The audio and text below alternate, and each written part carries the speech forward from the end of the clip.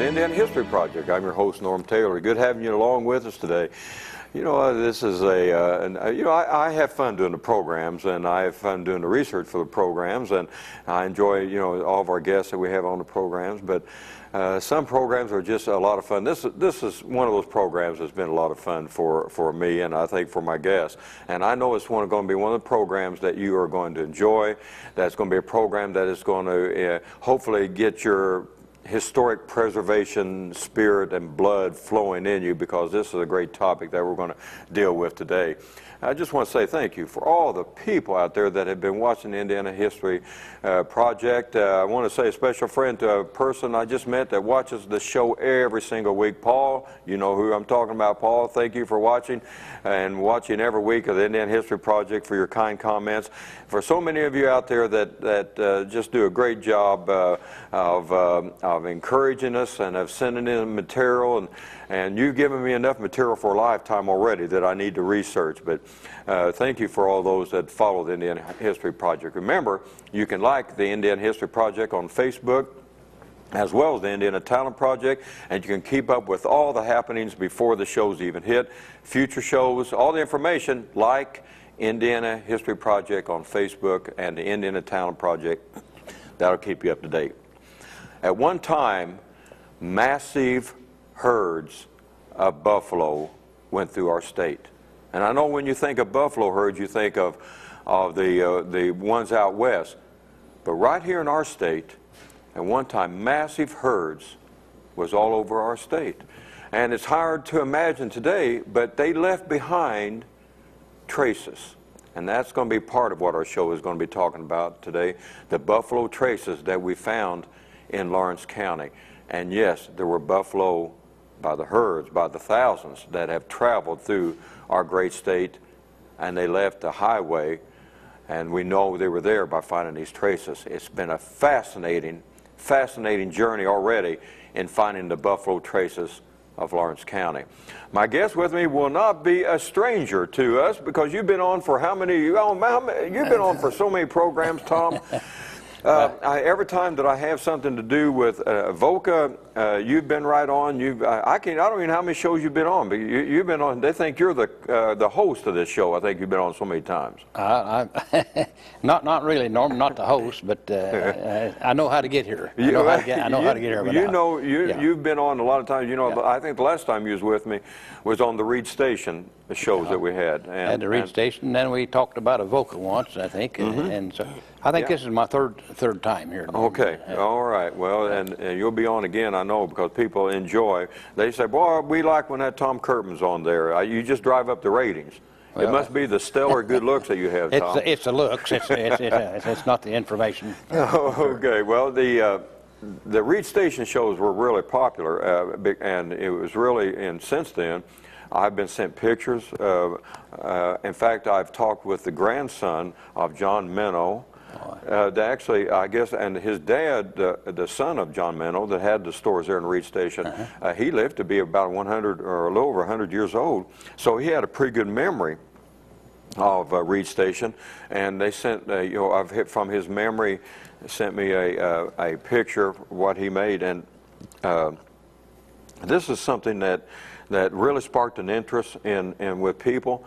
So there's a lot of history out there, Tom, that I just feel like as we're getting older, we're running out of time. There's so much I want to get done. There's so much I want to see done. You ever feel that way? I have to get up early every morning. I just can't wait to get out of bed and get going. It's there. You got to get it down somehow, one way or the other. Well, there is a lot to do, and you've been very instrumental in helping with this. When I talk about the buffalo traces, and this is going to be a surprise already, because I've already had people even before this is taped to say, well, I didn't even know buffalo came through this area. I didn't know that there were these buffalo traces in the county, and it's something that I haven't explored too closely until just recently myself. But there was a lot of history that was involved with the buffalo trace once you were looking at it, because this was the early roads. These were the early highways for the pioneers to come through. Isn't that correct, Tom? That's true. Coming through the mountains, through the Cumberland Gap, that was a trace, a buffalo trace. and then all the old wilderness road to come on up through Kentucky and what have you, up to the falls. Quiet Trace. And then you pick up at the falls. The buffalo, they would once they got to a river or stream, they swam that place. So they left the falls. They could go on head west towards Vincennes, which was the old Vincennes Trace is a very, very worn trace, and it's visible almost all the way from Vincennes to Louisville. Yeah. Then you have from the north and south trace called the Yellow Banks, and it runs up, comes up to the West Fork of White River, up to Freedom and up that way. And that was used quite a bit. General Harrison, I think, took that trace on north when they went up to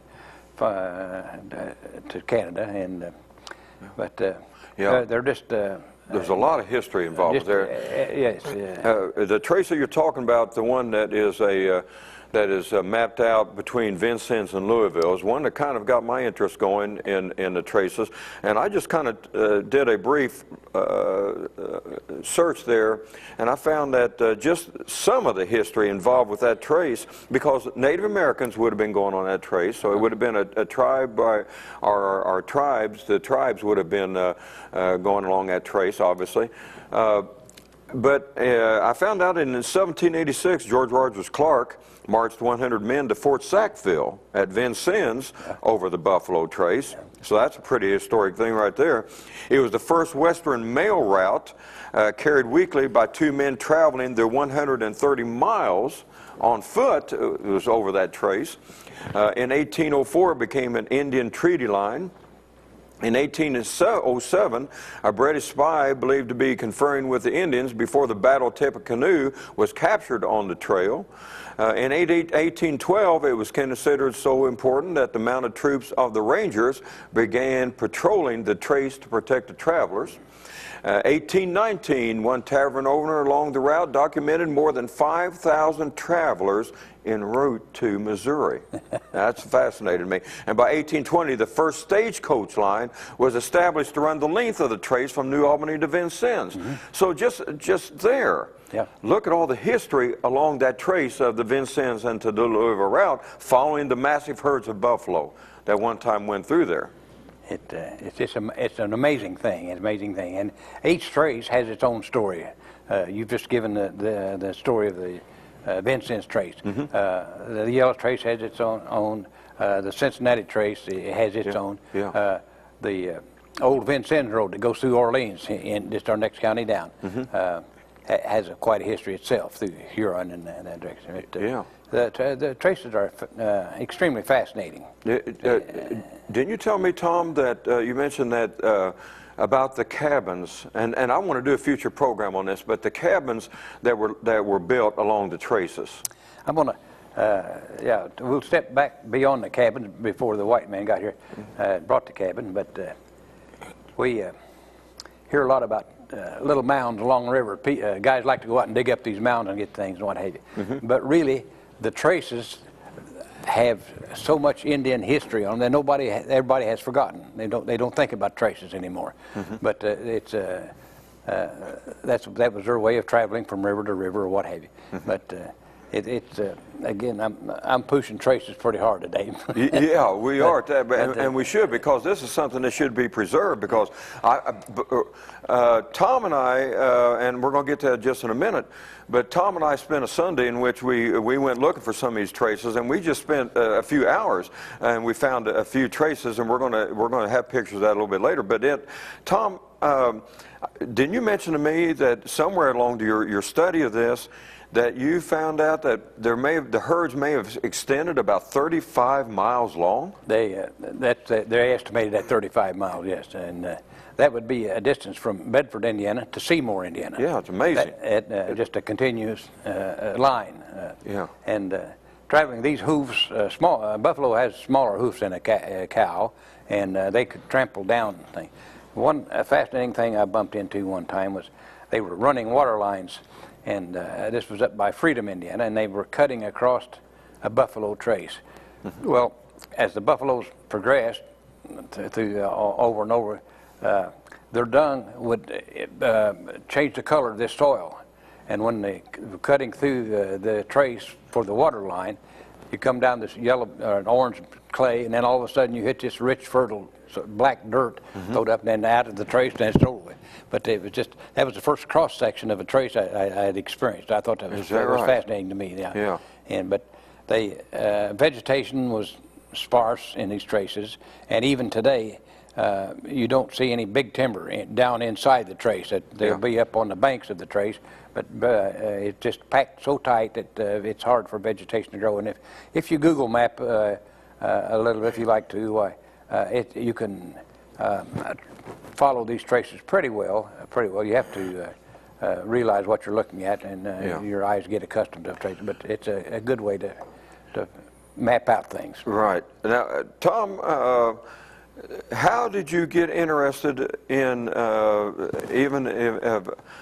did you stumble upon this interest of the buffalo traces? I mean, like I say, a lot of these people that are going to watching this, they're going to say, I didn't even know buffalo roamed in this county here, but they did. And now that I've seen the traces, we had huge herds that came through this county. Yeah. Well, in my early days, I was a map maker for a geological survey, and then also with the Army. But I was always interested in maps. And one day, just out looking around, following maps, I happened on these indentations, and it took me a while to figure out what they were. Then get to looking, these were roads, these were highways, and oftentimes in the hill country, they would be overlapped by our own county roads, but out in flat areas where they would cut across the grid system, the congressional lines, and what have you. But it was through map making that I got interested in the traces, and as far as I knew at that time, they had never been mapped. But and I've forgotten the guy's name now, but he produced a map that had a few of the major traces on it, but nothing like an instance map of Lawrence County or something. But that's basically how I got involved in the maps and the tracing of the traces. So you have spent time then identifying then traces throughout a large part of the county then? Probably 40 years. I imagine about 40 years you've been. I imagine I've looked for them, yeah. Yeah, well, and in that period of time, then you know quite a bit. Now, in our Sunday afternoon travel, I know that we just looked through a very small part of where the traces that are here in the county. I think you and I went out towards Popcorn, out to the northwest part of the county. Yeah. And it was kind of, we confined it to that. But each part of the county has its own bunch of traces, and how they connect and what have you is quite fascinating to me. Yeah. And where they go and what they do. It's just going back into last Sunday, whenever we spent some time there, and we were in the Popcorn area, the Spencer, and we've got pictures that's going to show of us, and so the pictures that you're seeing actually are pictures that we took of actual traces. So now it's going to look like just woods maybe to some of you that are looking at this, but we were actually looking at buffalo traces.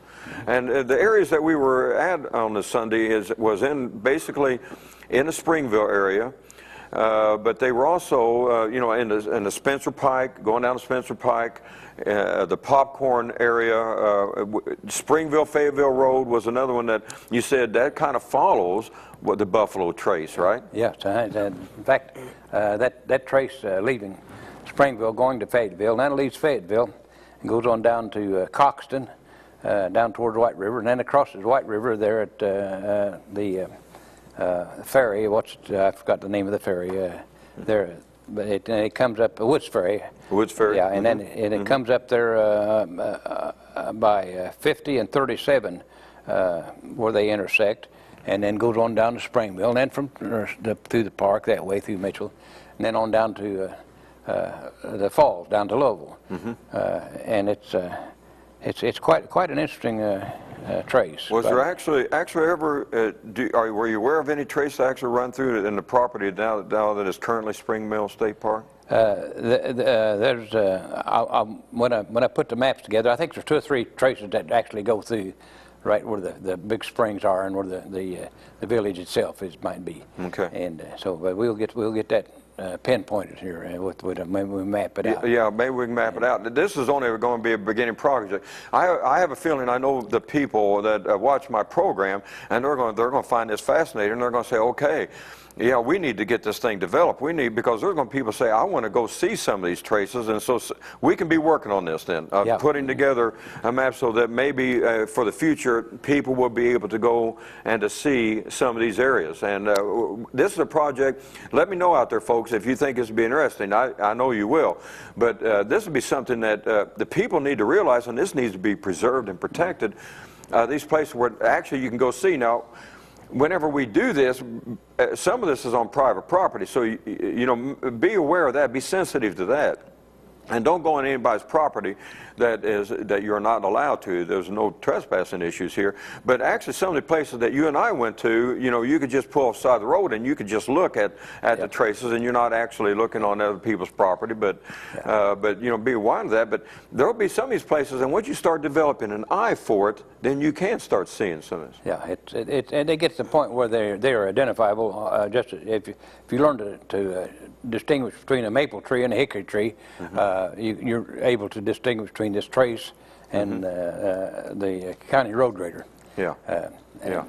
It's Tom, along these a lot of these main roads, you mentioned the 50-37 intersection. So how would that trace, did some of the old 37 or did any of that follow the trace at all? Or 50, Highway 50? Yeah, basically old 37 follows, it goes pretty well straight south, and it crosses the river down around Alton and Fredonia in that area there, where they come across the river there, and then it comes pretty well due north, and then, but they intersect back and forth. Most traces, if you find one, there's going to be one next to it, either higher on the hillside or lower. Now, why would they have split up like that? Why would some taken a higher route and some a lower route? The first group that went through, they would have taken all the vegetation. So the next group, I'd say it had to do mainly with appetite. Okay, looking for foraging for food. Yeah, that makes sense. Yeah. And then, but they would usually always come back together at a mud wallow or a sulfur spring or something like that. Just west of here is a little town called Trinity Springs. It's over in New Martin County. Well, there's a lot of traces that meander and go to that sulfur spring just to get the salt and what have you. And it's the same way through Avoca. There's a sulfur spring there, and it has been covered up because of the flood waters and what have you. But at one time it was open, and it was right along the trace. So right there, you showed me where that sulfur spring was at in Avoca. So at one time, then the buffalo would have visited that spring right there. And about the only place to see the trace that goes through Avoca, where you can see its indentations in the earth, is right on the southwest corner of the post office. They built the post office right in the middle of the trace, but there's still a little bit of swag, and I'll point that out to you. At Avoca. That was built right on the middle of a trace? Yeah. Is that right? And but that's the one that runs over to Springville, and then from Springville on up to Terre Haute, and that way. Yeah. At one time, and I don't know how well you can see this map. I just got this off the internet, but at one time, this kind of gives you an idea. The darkened area here is where, at one time, the range of the buffalo, which covers most of the United States here. When you look at this map, I mean, they were all over the place. Yeah. We just can't imagine the magnitude of these herds. But then by 1889, you see that it's pretty well reduced then out into the western part as man started coming in there then. In your studies of this, the Native Americans would have followed the herds. They would set up the villages, like say the Delaware would have been, of course, familiar with the buffalo herds. But scavengers would have, and also hunters of the buffalo, the mountain lions, wolves, and I guess everything at one time would have been following these massive herds. Yep. It would have been something to see. What about, would there have been places that actually at one time that you would have found buffalo bones along this? I understand, and I don't recall where I read it, but in one of the histories, whether it was their county history or whatever. But at French Lick, of course, there's the huge trace that goes through French Lick and Paola over to Vincennes. But they say at French Lick, at the springs there, that the bones were at least 9 feet deep, just the bones themselves, and that would take a lot of buffalo through the year to got stuck in the wallows or what have you. But, Right. I myself cannot imagine that kind of a thing, but it gives you an idea of just in that one area how many buffalo or bison, whatever the proper name is. Bison, I guess, is a proper name for it. Tom, what about, you had mentioned to me too when we were out on our day out that cabins, the cabins would have been built alongside there, and there are still remnants of some of these cabins, maybe perhaps foundations there. It was just a natural thing to build it, because the traces were not only a way to travel, but that was communications. In other words, you could build off the trace, and you may go years and not see anyone. But if you build up near the trace, of course there was some danger in that, but also you were treated to the daily news of whoever might be passing by. And like you pointed out there a while ago, it was 5,000 people that traveled on that. Right. Well, that's a lot of, together. That's amazing. Yeah, and you could gather a lot of information that way. And people were then, like they are now, they would like news from the home place and what have you. But yeah, there's about every trace you can spot. The easiest way to spot it where an old homestead was or an old log house was, daffodils this time of year. Yeah, yes, I know what you're talking about. There are different ways, but you pick up different types of patterns to look for. In fact, I lived most of my life looking for patterns. And they disclose so many things that the person wouldn't think to look for. Now, people are going to ask why daffodils. Yeah, but they'll bring or there might be bring a pine tree from North Carolina. If you find an old pine tree, why it probably didn't start here. It probably started in North Carolina somewhere. They brought it up there. Yeah, that's interesting. Different thing. But then you locate there'd be a cornerstone or something where the log would sit, and then also a cistern. They always had to have water if when there's spring. Well, there would always be a cistern nearby, and that is one thing I watched closely for is out looking at these places. If the brush has fallen over the cistern, you can take a quick fall into some water there if you don't want to. Yeah. So it's exciting to keep. Yeah. These traces, Tom, would have had when the buffalo herds came through. They would have had to have a water source pretty close by when you're talking about the magnitude of these herds. That is true. The trace between Louisville and Vincennes. You mentioned the militia there patrolling it. Well, they had a station every 20 mile. Well, that 20 mile was a good distance to travel in one day. And same way with the buffalo.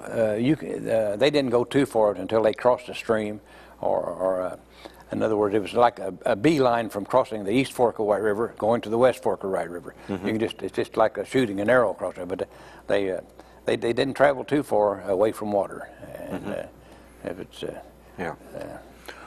there would also, when we're talking about the history of the traces, Tom, there would have been battles, skirmishes that would have happened along those traces too. That if you would now that you start thinking about this, because again you have the clashes of the two cultures with the Native American culture, the First Nations, and the white pioneers coming in. In fact, I just read recently the Battle of White River, which is not a well-known, is a skirmish pretty much, but it was where the Delaware, attacked some white pioneers coming in. So you would have that element too, even because you have the two cultures beginning to clash along these traces. That's true. There was a large Delaware village down towards Petersburg, that where the east and west forks of White River come together, set in between those two. But also you had aside from the two rivers, you had the yellow trace that came not too far from there, and also the Vincennes trace that went through Hallsville and over towards Peter. But east-west traces, northwest, plus the rivers. So that village, Delaware Village, was situated in a really, like Indianapolis would be today. You had all the interstates coming through there. And then out east of here, over towards Salem, there was a small Delaware village, but they were spotted around in this area, and most often they were. That's where the trace was. The trace was important to them because they could hear the buffalo herds coming. I was going to ask you this what would it have been like to actually to hear one of these massive herds coming? It would have been almost deafening, wouldn't it, when they've been passing through? I've tried to describe that. A lot of times if they made the noise of the bulls making their noise, the calves are making their noise, the cows are making their noise, trying to keep up the calf. But there's all kinds of language going back and forth. And then just if you were in a tree looking down on that, it would just be an undulating sea of fur as it goes by. One can't really imagine what it would really be like. You would have been able to hear them even when they were miles away approaching. That ground thumping of thousands and thousands of hooves, and it would have been something, really would. It's just hard to imagine that right here in this county, folks, at one time, if we'd have lived in this era, that we would have heard these just huge herds of buffalo coming right through this county here. It's amazing to me. And they were so important to the life of the natives, clothing and shelter from the weather and what have you.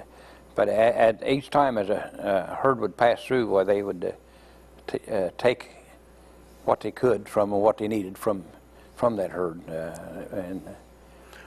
So if you were doing a Native American search of possible camping or villages, a good place to, I guess, look would be along the traces. Along the traces. Then also along those traces, like you mentioned a while ago, there you'd have the cougar stretched out on a limb above there, waiting on. They were not. They were ambushers. They didn't stalk their prey. They more or less waited till it come by. But there was a lot of things going on these traces other than the buffalo. But the buffalo was the important thing. They would have had ample opportunity once that they would, and I would assume that these animals, these predators, would have about known whenever these massive herds were going to come through. They would have probably had an idea of that, wouldn't they?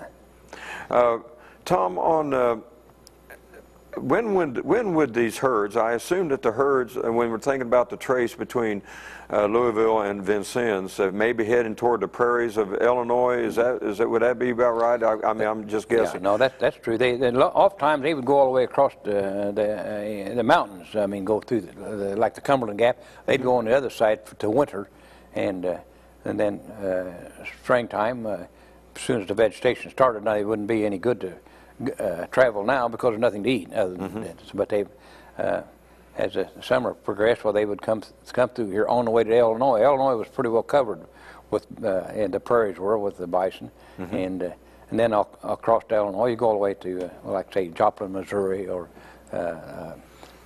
I forgot now what was the town that George Rogers Clark began with a K? Whatever it was, but anyway, it'd be a trace from Vincennes over to that town on the Mississippi.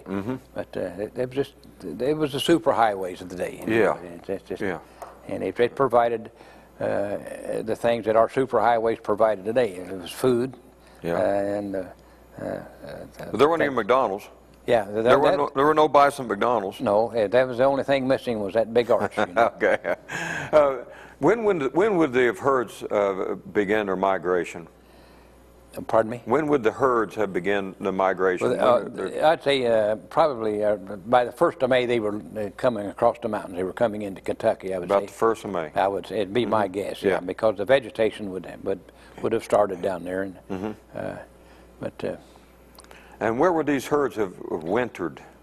There again, they would have gone back, made the trip west, come back east. They were going to the other side of the mountains, which usually was in North Carolina, unless you're in the mountains, it doesn't get too cold. Virginia don't get too cold, but they'd get on the East Coast with that.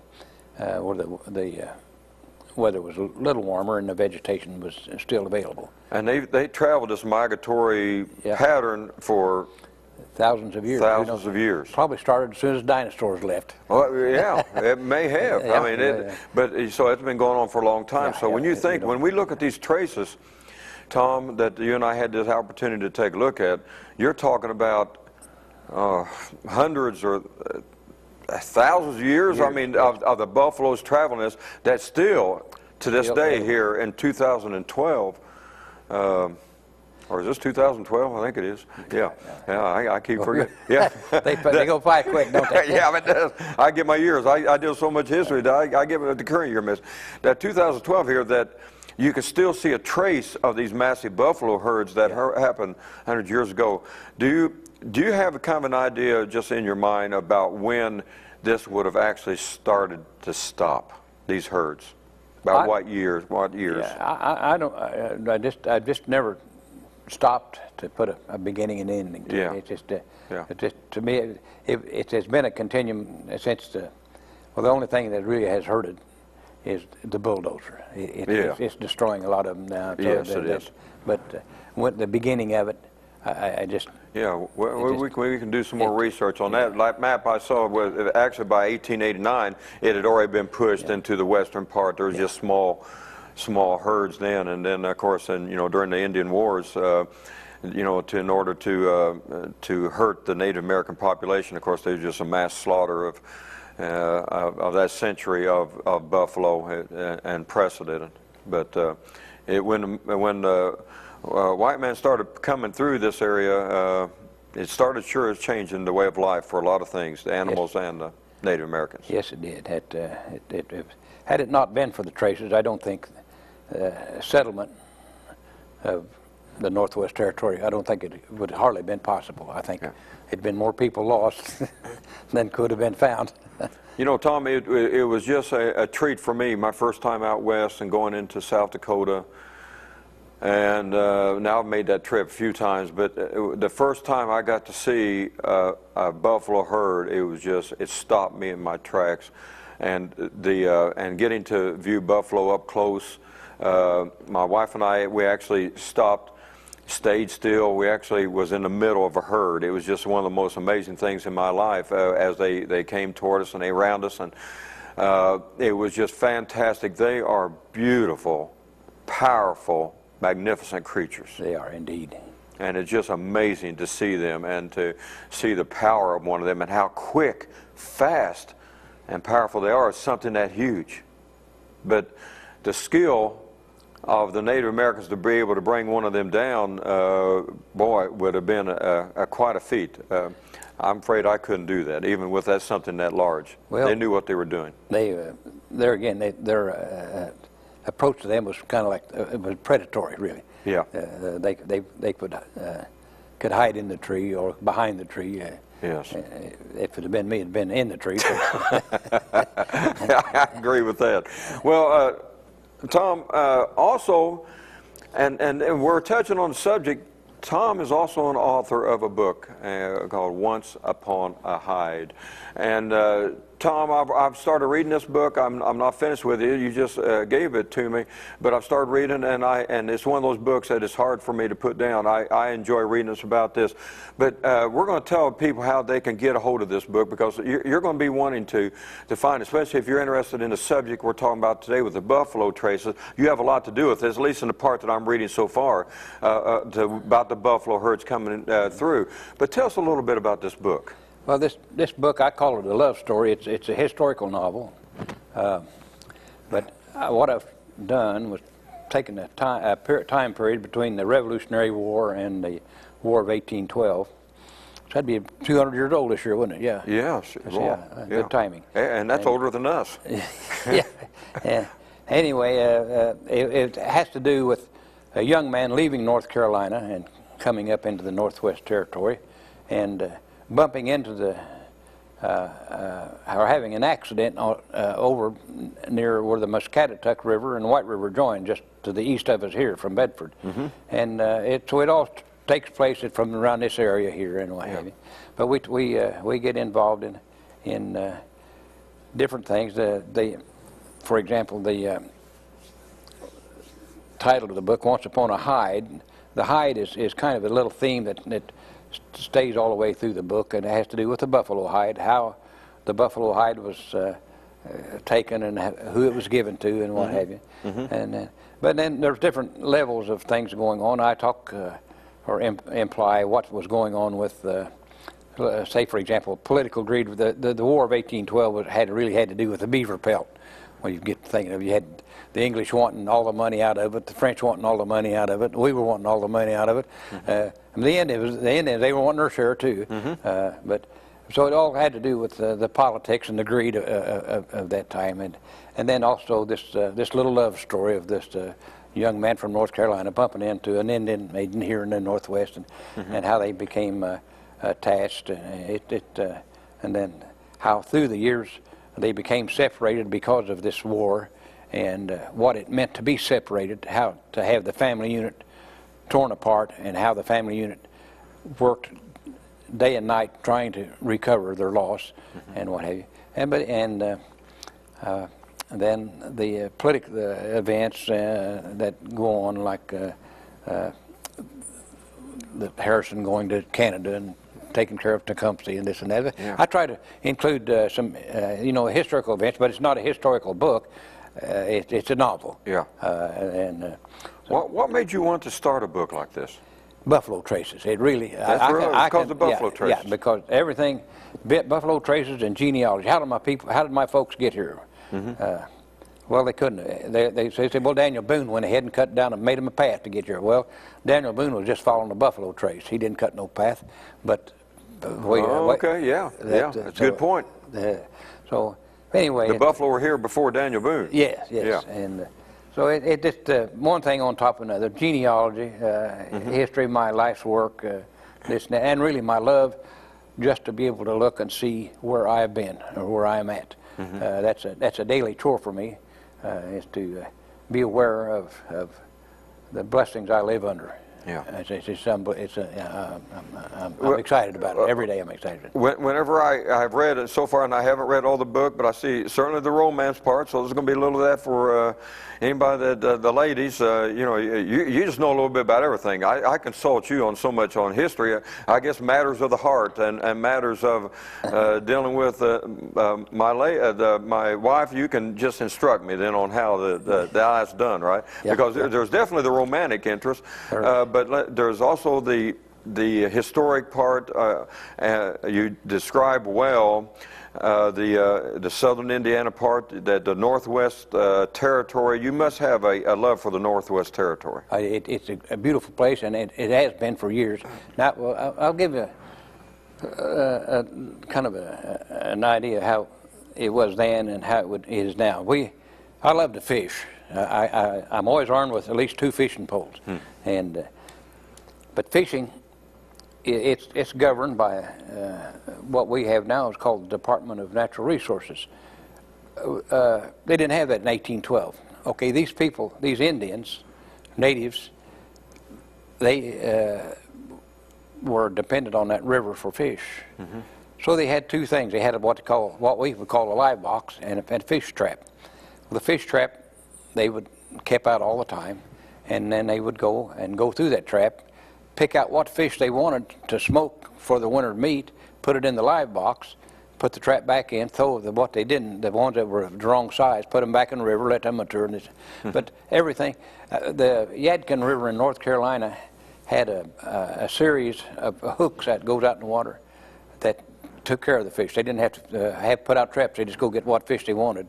But we have taken all those hooks out of that river and got the river all messed up now, so there ain't hardly any fish growing in it. Yeah.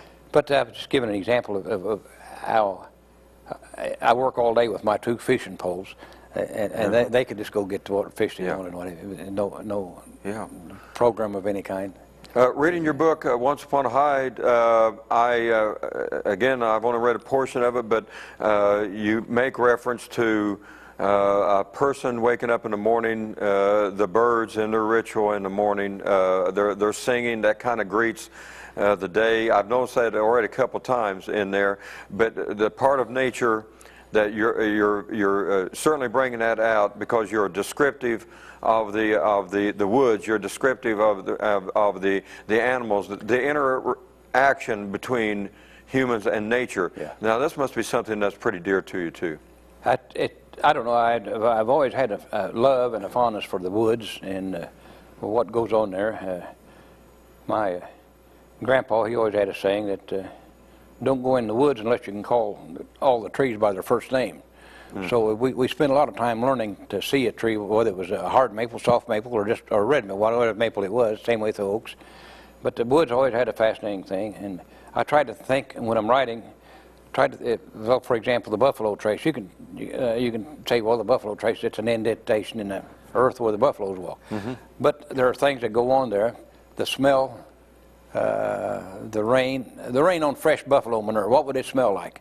But that would be something you would have to experience if you were going to experience the buffalo trace at that time. See? So I tried to think of things like that, and I'd say things that I overlook.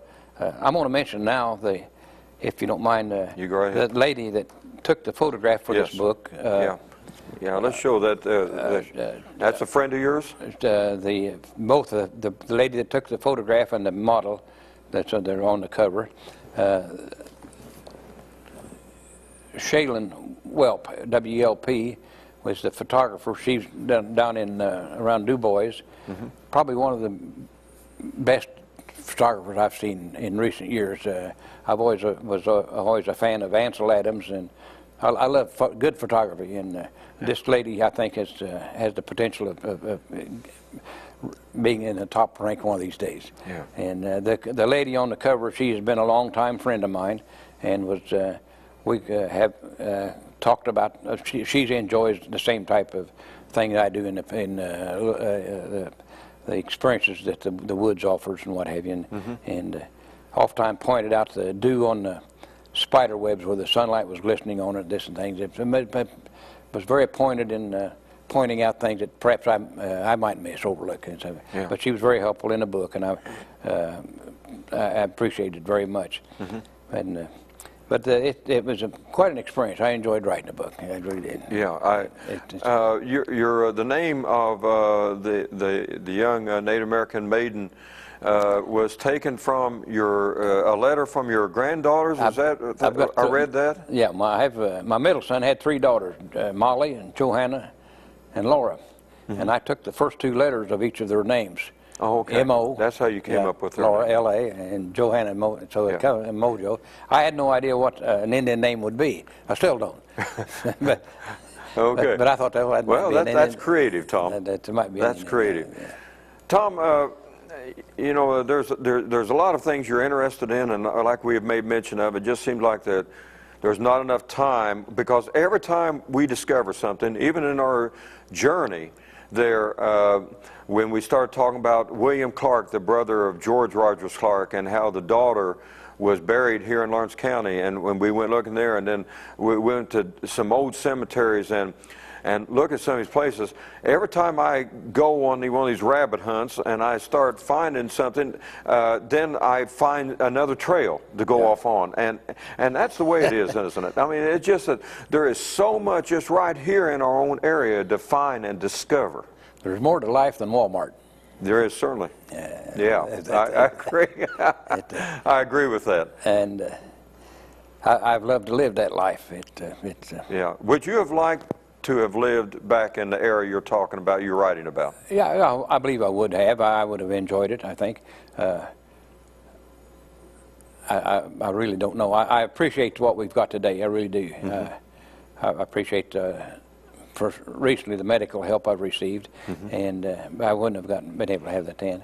Then also, I don't know, one of the things about this book that triggered me was the group called the Moravians came down the White River here. Yeah, that's a fascinating part and, myself. in 1803, and they kept a diary. Well, this diary was, I don't know if it still is, was over at our library, and it's written in the old style German, Frachter, and I spent a lot of time learning that alphabet, how to write it and what have you, and one of my projects I have before I leave this earth is to translate that diary they left here and get it into English. I think it would be fascinating how they would describe, see how close they would describe then as what I'm thinking I'm seeing. Yeah. So, but that's one thing I want to do one of these days. Yeah. And, would they have been one of the earlier ones to bring Christianity into the area then? that was their objective, was to bring Christianity to the well, they would call the heathen folks, Yeah. the Native Americans,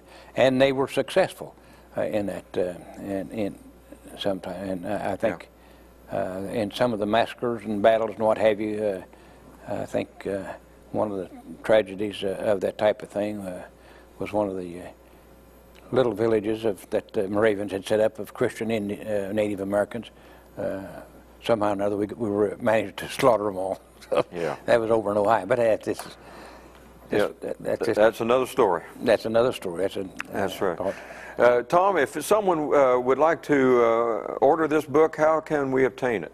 Go to Amazon, and then they'll You can fix purchase right through Amazon. You can purchase it through Amazon. And hopefully, what I intend to do is I'll get enough to hang around home, and then maybe we can just do it by hand to hand rather than electronically. Oh, okay. But in an event, Amazon will be more than happy to send you a copy. You send them some money, I guess. That's the way it runs. Yeah, I think that's how it works there. So you can get them through Amazon. Perhaps one of these days, we're kind of working on a night this summer where people have asked me about this, of having a time where the guests have been on my show over the years for the Indiana History Project, where a time where we can come and meet some of my guests. And I'm kind of working on something like that. So maybe something like that, where maybe if they get a book, maybe you would sign it for them. You think? You bet. If we get something like that? Yeah, Okay. the name Tom is not too hard to spell. And, No, even I can do that. Yeah, so I'll sign it for sure. Yeah. Okay, so you can get this book off of Amazon, and it is a good read. I'll have this read here pretty quick, but it's an excellent read, and it just really endears yourself to our southern Indiana, and it's about the area right around here, so you're going to find it a fascinating read. I think it's about us. That's what it is. Yeah, it really is. Tom, I know the people are going to think, wow, this has been an interesting show. Well, at least I hope you're thinking that. Not only about the book, but about the Buffalo Traces. And folks, let me know if you think that this is something we need to pursue. I'm going to pursue it. I know Tom is, and I will on the Buffalo Traces, and make this more available to you people that have an interest in this. But let me know out there. Email me, or let me know on the Indiana History Project on Facebook. Phone me, however you want to do that, and say, yeah, I'd like to find where some of these traces are at, and I'm interested in this as well. And we're going to see what we can do about preserving this for our history. That's what this show is all about. It's about preserving our history, because someday these traces, Tom, there won't be a trace of these traces. No. And someday they'll all be gone. So that we need to preserve now, so that our grandchildren, our great-grandchildren can someday come and see with their own eyes, come and touch, come and walk on the places that at one time massive buffalo herds, when they roamed through our county. We need to not only be able to tell the story of it, but we need to be able to see it. Our grandchildren need to see it. Long after we're gone, we need to preserve where these great herds one time roamed and influence our history of Indiana. This has been the Indiana History Project. I have my guest Tom Kirkland. Be sure to order his book. Be sure to get a hold of us about the program we've been talking about today. I'm your host, Norm Taylor. Anything else before I leave? Before we leave, I failed to mention this lady's name was Miss Barbara Benton. Barbara Benton. Barbara Denton, D-E-N-T-O-N. Barbara Denton, okay. And also, Norm, I get an appreciation of these traces. Without them, I don't think the Northwest Territory would have looked like it is today.